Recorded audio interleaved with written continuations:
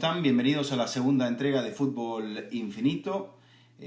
Aquí estamos junto a Jaime Macías. ¿Cómo estás, Jaime? ¿Qué tal, Vizca? El gusto de estar contigo y el agradecimiento a todos. Por supuesto, a todos los que ya se han suscrito a nuestro canal, a las plataformas que nos han aceptado, a los colegas que nos han apoyado y a la gente que nos ha enviado sus mensajes que hemos recibido muy bien y bueno, esperemos poder ir encontrándole la mano a la medida no de lo que la gente quiere escuchar, Jaime, sino bueno, para hacerlo ameno, entretenido y que no se haga demasiado largo. Sí, totalmente. Y todas las sugerencias de plataformas, de todo lo que nos han ayudado, fue la primera vez que lo hacíamos, así que muchas gracias por todas las referencias. Quizá para el próximo y en el final, por eso los invitamos hasta el final, de este infinito número 2, es tratar de ver qué es lo que la gente querría escuchar, teniendo en cuenta que estas semanas son sin fútbol de clubes, fechas FIFA en las cuales no se define nada, se perfilan algunos equipos para los eventos del verano, pero luego me parece que es un tema como abierto. Así que la gente se ponga en contacto con nosotros. Quizá en un futuro hagamos una cuenta de Twitter del Fútbol Infinito, pero luego a través de las cuentas nuestras, que la gente sugiera algún tema que le gustaría que nosotros conversáramos. Sí, por supuesto, si tienen algunas dudas, alguna inquietud, estamos encantados de poder responder a los que quieran participar. Entonces vamos al tema 1, que el otro día lo dejamos medio ahí picando porque no nos queríamos extender, que es el tema del Real Madrid, Jaime. La curva que representa este regreso de Zidane, estos 9 meses, este embarazo que ha vivido el Real Madrid y este parto, desde junio a marzo, que es exactamente donde se abre la parábola y se cierra la parábola de ese paréntesis de Zidane. Sí, hay un detalle que nos quedamos con ganas de hablarlo y que llevamos a la conclusión de que Zidane tuvo en algún momento algún sentimiento de culpa de ver desde afuera todo lo que pasó y de si es que él sentía alguna responsabilidad por su retorno tan oportuno, porque podemos discutir eternamente hasta que él escriba su autobiografía por qué decide regresar en el peor momento de la última década del equipo. Sí, podríamos hacer algún tipo de especulación, ¿no? De por qué Zidane se va. Evidentemente, alguna falta de respaldo, alguna presión de parte de los dirigentes sobre alguna decisión importante, teniendo en cuenta que probablemente Zidane sabía que Cristiano se iba. Yo tengo menos dudas de por qué se va que de por qué regresa. No sé cómo lo veas tú. Ok, o sea, ¿estás más seguro de por qué se va? Yo estoy más seguro de por qué se fue, no tan seguro de por qué regresa. ¿No? Yo interpreto e intuyo que, aparte del reto, debe haber algún tema emocional que lo lleva a volver. Puede ser. Vamos a tocar eso luego, pero creo que hay dos ganadores en esta pulseada. El primero es Zidane, el segundo es el Real Madrid, porque después de todo lo que ocurrió, de la salida de Cristiano, del acto fallido, los actos fallidos con Lopetegui, el paso de Solari, las eliminaciones, hasta te diría las humillaciones, perder con el CSKA Moscú en el Bernabéu por el marcador que se perdió contra el Ajax por 4-1, me parece que son resultados históricos para el Real Madrid en competiciones europeas. Entonces se pasó de lo sublime a lo ridículo y se pasó también de los nombres tirados por allí en el camino, que pasó Conte, que pasó supuestamente Mourinho, que en el verano otros como los de Allegri, en el terreno de la hipótesis, de Pochettino, que fueron tocados y que dijeron que no, Jaime. En teoría fue tocado Klopp, también se habló, lo que pasa es que era poco probable viniendo de la derrota en la final de la Champions contra el propio Real Madrid. Y fue el peor verano que ha tenido Florentino Pérez, porque se le va el mejor jugador de su periodo, el mejor entrenador de sus periodos. El goleador histórico del Real Madrid, o sea, ni más ni menos, un gol por partido. Ni más ni menos, pero súmale que todos sus plan B, C, D le dicen que no. Y eso lo dejó totalmente tocado, por eso fue a buscar, él no fue a buscar a Julen Lopetegui, él fue a buscar al entrenador de la selección española. O le hizo caso a ciertos referentes que le dijeron que Lopetegui podía llegar a ser un entrenador para el Real Madrid. También, eso es otra de las tantas teorías que se abrió. Eso habla de Florentino como un presidente con una muy buena capacidad de reacción, pero con una muy mala capacidad de planificación. Está bien, pero ahora somos todos amigos, ¿no?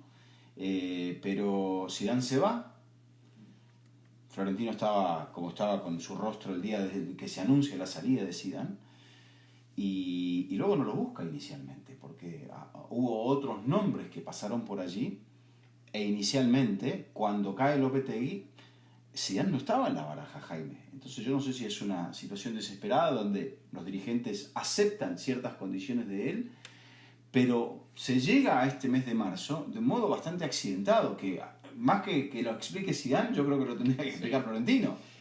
Para entender el retorno de Zidane y cómo va a ser de ahora en adelante, creo que tenemos que retroceder a diciembre del 2017, puede ser, cuando empiezan las primeras fisuras entre Zidane-Real Madrid. Sí, se concretan ya en enero con la eliminación ante el Leganés, enero del 18. Enero del 18, el intento de imposición de Kepa, ya con Kepa inclusive habiendo realizado los chequeos médicos. Sí.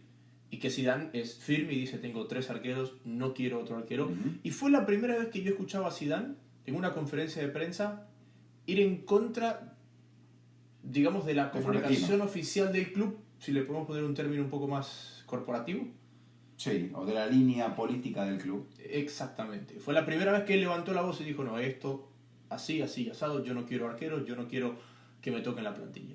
Y después viene Leganés. Sí, bueno, y durante el mandato de Florentino también existe un poco esta línea vertical que hay que cumplir a rajatabla, que le pasó factura en su momento a Carlo Ancelotti. Carlo Ancelotti alinea ante la Juventus en 2015 de medio centro a Sergio Ramos en el partido de la ida.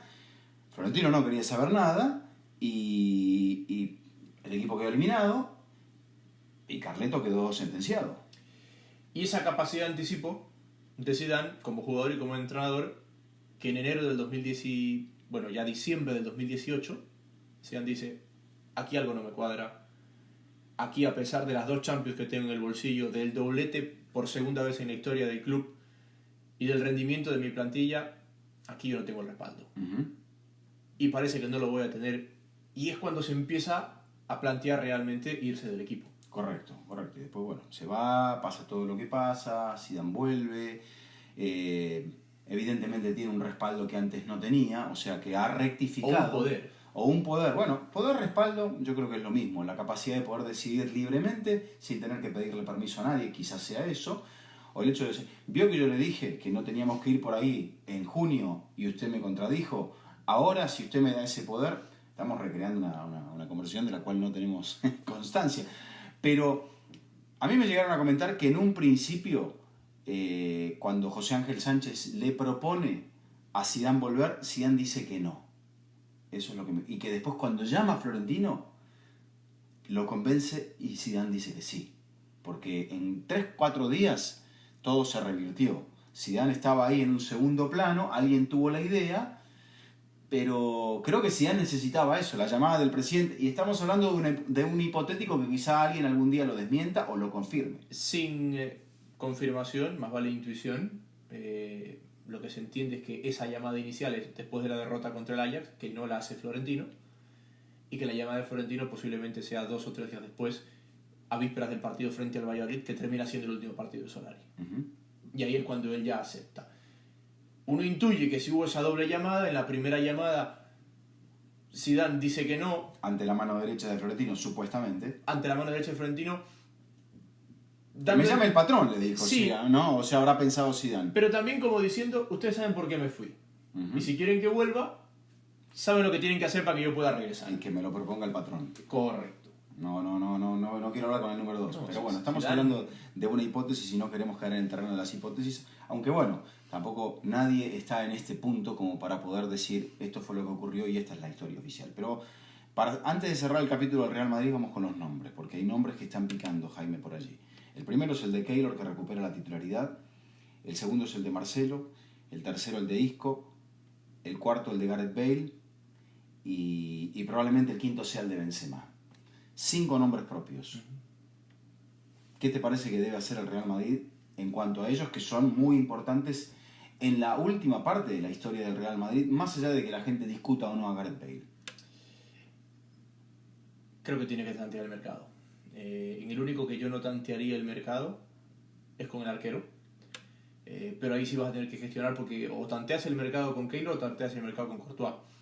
Seguro. Pero me parece que esa convivencia, por lo desgastante que fue Son este dos año, número uno. son dos número uno, y sobre todo que si hubieras manejado la convivencia desde el principio, una rotación clara, una Pero no era un tema, me parece a mí, que en una rotación clara se podía llegar a extender demasiado porque los dos están para jugar. Sí. En cualquier equipo del mundo. Y te diría que es lo único en lo que Lopetegui lo manejó mejor que Solari. En el hecho de que le dio 2 torneos al uno, un torneo al otro, correcto, y que más o menos ahí balanceó la situación. ¿Pero por qué se los dio? ¿Porque quería o porque se lo impusieron? Esto es opinión. No sabemos. Esto es opinión. Él nunca quiso quitarle el arco a Keylor. Y como se vio obligado a hacerlo, entró en esta política de rotación. Después, cuando llega Solari, nos confirma que la política de rotación había sido una cuerda que había templado Lopetegui y no lo contrario. Que él había utilizado esa política más vale en favor de Keylor, no como se lo veía desde afuera, siendo lo contrario. Sí. Puede ser, porque después se cambia y si hay algo en lo cual cierta gente criticó a Solari es en esa obediencia debida hacia el mandato del presidente. ¿Será que, o sabemos muy bien de quién fue la idea de que llegara Courtois y que no fue el primer arquero que quiso traer la dirigencia del Real Madrid por delante de Keylor? Entonces, es una gestión muy importante, habrá que ver en el mercado. Keylor es el mayor de los dos, pero es el arquero más ganador del Real Madrid. Pero es por el que menos te van a dar también. Por eso. Es el que menos te van a dar por un tema netamente de cuando tú calculas el valor de un jugador, son 3 factores fundamentales. Sí. La edad, sí, el rendimiento inmediato, sí, y cuánto puede generar ese jugador en valores extra futbolísticos. En esos 3 valores, me parece que Keylor te da uno, rendimiento inmediato. No te van a pagar lo que se pagó por Kepa, ni por otros arqueros por Alisson en el verano pasado. Entonces, bueno, Marcelo, ¿se queda o se va? Yo creo que Marcelo se debe quedar. Salvo que él se quiera ir, ¿no? Porque Marcelo, en este periodo tan turbulento, demostró ser un buen capitán y demostró ser un buen suplente. Un buen profesional. Un buen profesional. Marcelo, inclusive con muchos partidos sin jugar, no te generó un problema a la interna. Y eso es algo que tienes que valorar en un jugador. No, para mí, aparte, Marcelo es uno de los jugadores, creo que el jugador más valioso de la temporada pasada. Porque apareció en los momentos más importantes del Real Madrid y que pasara de ese protagonismo a este ostracismo, más allá de que de repente, no sé, tenía 2 kilos más, 3 kilos más, no estaba tan en forma, no estaba tan motivado, o estaba tratando de buscar un vacío para irse con Cristiano. No lo sabemos eso tampoco. Pero va de la mano, el contraste de Marcelo, que para Jaime se tiene que quedar, va de la mano de lo que ocurrió con Isco. Isco fue al choque y desapareció. Y ese es el problema con Isco. Uno revisa 2 de las últimas 3 finales de Champions del Real Madrid, Isco fue titular. Isco ha sido un jugador importante cuando estaba en el campo, pero es un muy mal suplente. Es un jugador que el día que no juega es un problema para el entrenador y para los compañeros. Isco, a pesar de ser muy talentoso, no deja de estar en el Real Madrid, un equipo que, salvo que seas Cristiano Ronaldo o 3 más, no te garantiza que tú vas a ser titular todos los partidos. Sí, un caso parecido al de Özil, ¿no? Que mucho talento, pero hay que agregarle algo más o lo que le puede llegar a pasar a Coutinho. Hoy por hoy talento, bueno, pero Isco, a diferencia de otros, ha aparecido en partidos importantes. Lo que pasa es que en esa discontinuidad el que pierde es Isco y también tiene su carácter el malagueño. Entonces dependerá también de eso. Zidane lo dijo, hay mucha gente que está a prueba para ver si se queda o se va. Y vamos a ver a medida que avance la temporada. Yo creo que Isco merece una oportunidad más, pero me parece que ya está entrando al límite. Exacto, en esa conversación casi de padre a hijo, como esta es la última. Es que Isco no se lo puede considerar como una promesa, ya tiene 26 años. No, sí. Isco ya es un jugador. Gana muy bien. Gana muy bien.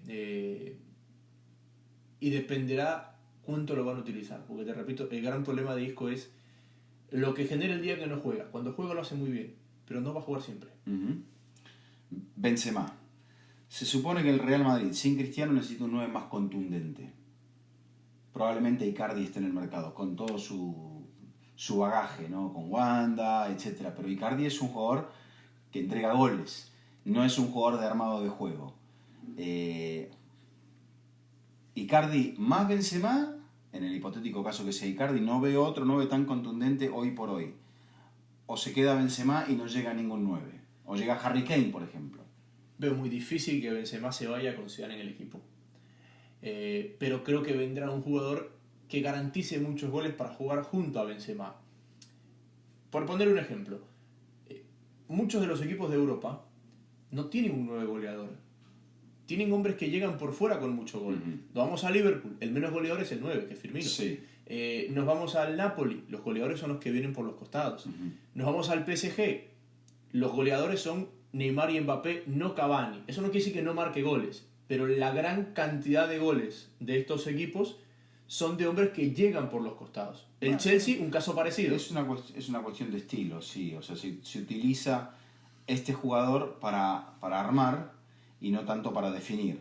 Lo otro cual sería un modelo un poco más clásico. Correcto. Entonces, dependiendo un poco cuál sea la estructura de Zidane, veremos si viene un Harry Kane para jugar con Benzema de media punta. Yo creo que son muy similares, más allá de que Kane puede jugar de área, pero la gran participación, el gran secreto de Kane es la capacidad para tirarse atrás. O el goleador que traen es un hombre para que venga por la banda con capacidad de gol y que Benzema siga armando juego, por más que en el dibujo se pare ahí. Entonces lo enganchamos a el tema Gareth Bale. Gareth Bale va al mercado directamente. Muchas gracias. Y bueno, pero volviendo a Zidane Mucho también, gusto. si hubo cortocircuito y lo dijo la gente. Lo saludo. Bueno, hasta la próxima. Hasta la próxima. Colocarlo en el mercado, conseguir un poquito de aire, están los 100 millones de Cristiano y el Real Madrid, bueno, tiene que ordenar, terminar bien y rearmarse. Y vamos a ver el cierre de temporada, porque alguno dirá, ¿cómo es que está jugando tanto? Y Jaime y Vizca dijeron que se iba. Va a jugar mucho porque necesitan Sí, que se que se lo vea bien y él también lo necesita. Bueno, vamos a entrar, el Atlético siempre lo dejamos en la esquina, cerrando el Real Madrid. ¿Usted qué opina? Después nos envía su opinión. El Atlético, Jaime, creo que rompió el modelo. Vio que la final era en su estadio y dijo: Griezmann, le ponemos todo lo que sea para que no se vaya. El Cholo amplió, buscó jugadores, gastó mucho más que nunca, se extendió el contrato, le extendieron el contrato, pero otra vez murió en la orilla. La primera vez en la era del Cholo que es eliminado en los octavos de la Champions. Si bien es cierto, hubo otra oportunidad en la cual, u otras oportunidades, no pasó de la fase de grupo. O sea que no es la peor campaña en Champions en la era Simeone. Pero es la peor campaña en general, porque es la primera vez en los 7 años de Simeone que el Atlético en marzo no tiene nada por qué jugar. O estaba la Europa League, o estaba la Copa del Rey, estaba la Liga, siempre tuvo algún frente abierto.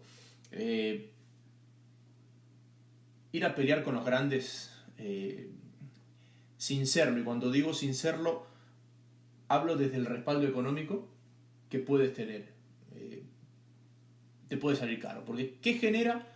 Yo creo que más que nada te desgasta, y el Atlético se ha desgastado, y después los refuerzos que ha incorporado, salvo Morata, que tiene pocos partidos, me parece que no estaban a la altura del escudo del Atlético de Madrid. No, pero y ahí viene el gran problema. ¿Qué te genera que tú te hayas gastado esta plata en Griezmann y en Simeone?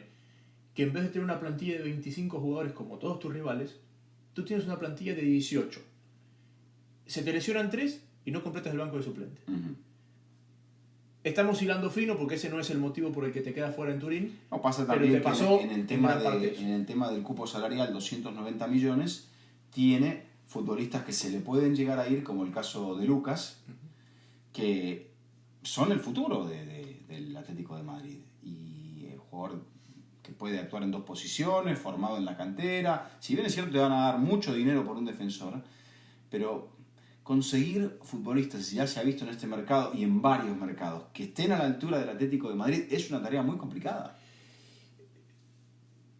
Sí, pero también ahí renunció a la idea. El Atlético de Madrid de Simeone comienza siendo un equipo capaz de fichar jugadores desconocidos, potenciándolos. Casi como el Sevilla, por ejemplo. Casi como el Sevilla, pero potenciándolos a un nivel superior.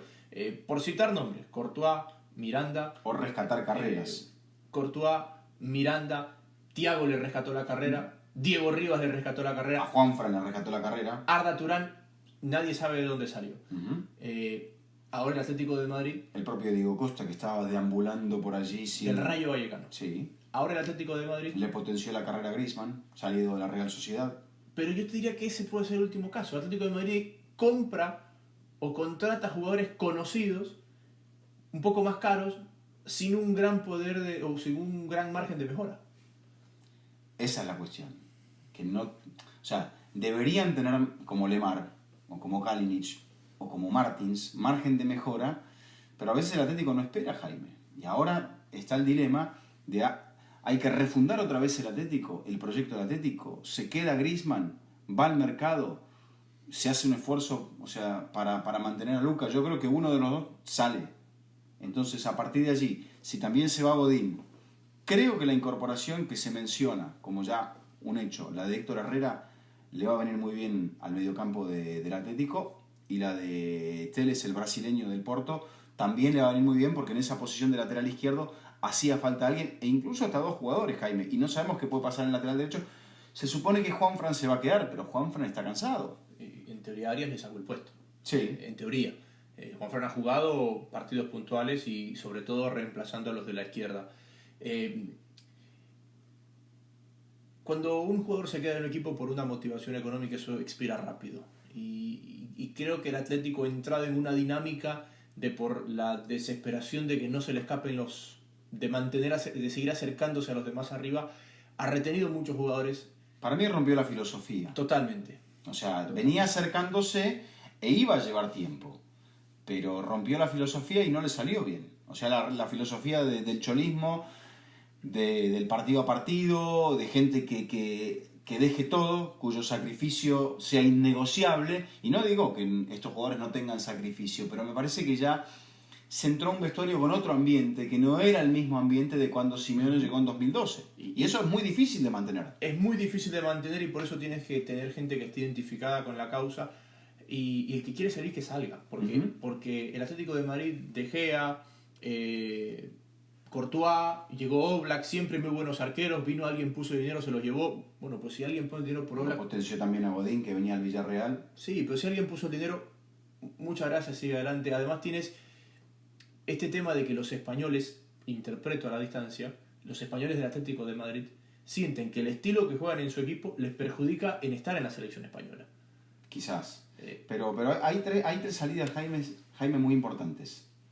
4 si consideramos la de Thiago. Si ahora se va Godín, capitán.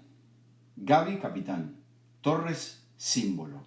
En los últimos 12 meses serían 3 salidas muy fuertes. Y si se va Felipe, súmalo a esa lista. Sí, también. Felipe, que era un futbolista que era eso, que se consagró en el Atlético de Madrid. Totalmente. Entonces, ese tema de liderazgo, por ahí está, digamos, cubierto con los Coque, con los Saúl que tienen la mística. Pero creo que también sale tocado Simeone, pero deberá hacer un análisis para ver en qué sentido él va con este Atlético de Madrid. Vuelve a las bases. El vestuario va a tener que cambiar, coloca a Costa en el mercado, lo coloca a Griezmann. ¿Cómo refunda? Porque tiene que refundar una vez más, que es lo que le ocurre a estos equipos que juegan con tanta presión. El Atlético tiene que refundarse a partir de las salidas duras que va a tener y de las decisiones que va a tener que tomar en este mercado, me parece gastando mucho menos que en la temporada pasada. Y con muchas salidas. Creo que necesita contratar jugadores que se adapten a lo que el Atlético de Madrid juega. Lemar es un gran jugador, pero no sé si es para jugar en un equipo como Atlético de Madrid con esa filosofía, con ese desgaste. Y el Cholo, por ejemplo... Por eso me gusta Herrera, aunque no sea un jugador de la banda, pero es un jugador que puede actuar en todas las posiciones del medio. Y ahí es donde el Cholo tiene que gestionar. Para mí, las únicas malas gestiones de Simeone ha sido Coque y Saúl. Yo hasta hoy día sé de qué juegan. A veces por izquierda, a veces por derecha, a veces por el centro, a veces por les cambia la posición en los partidos. Les cambia la posesión. Y eso para un jugador y para la dinámica de un equipo no es bueno. Una cosa es que tú en un día puntual improvises porque te faltó uno, porque te faltó otro. Pero si yo pregunto de qué juega Coque o de qué juega Saúl, seguro, tú me dirás, puede jugar de tal o cual cosa. Sí, porque bueno, en otros mediocampos muy reconocibles el de Modric, Casemiro, Kroos, o el de Xavi, Busquets e Iniesta, sabíamos perfectamente de qué juega cada quien. Y no muy recientemente, Rakitic, Busquets, Arthur. Uh-huh. Bueno, vamos cerrando, Jaime, así no aburrimos a la gente. Envíenos su comentario, su sugerencia, si quieren algún tema para la semana próxima. Y seguimos abiertos acá en este Fútbol Infinito hasta donde llegue la discusión, Jaime. Sí, hasta donde llegue la discusión. Cerramos el tema y coincidíamos de la final de Milán, 2016. Sí. De los 18, Madrid y Atlético todavía tienen 12 de Dos esos tercios, jugadores. sí. Entonces habla de que también es... Y los entrenadores. Y los mismos entrenadores. Uh-huh. También los años han pasado y ha entrado poco aire por esas ventanas. Es verdad. Renovación. Vamos a ver cómo le va en ese proceso de renovación. Gracias, Jaime. Hasta la próxima. Encantado.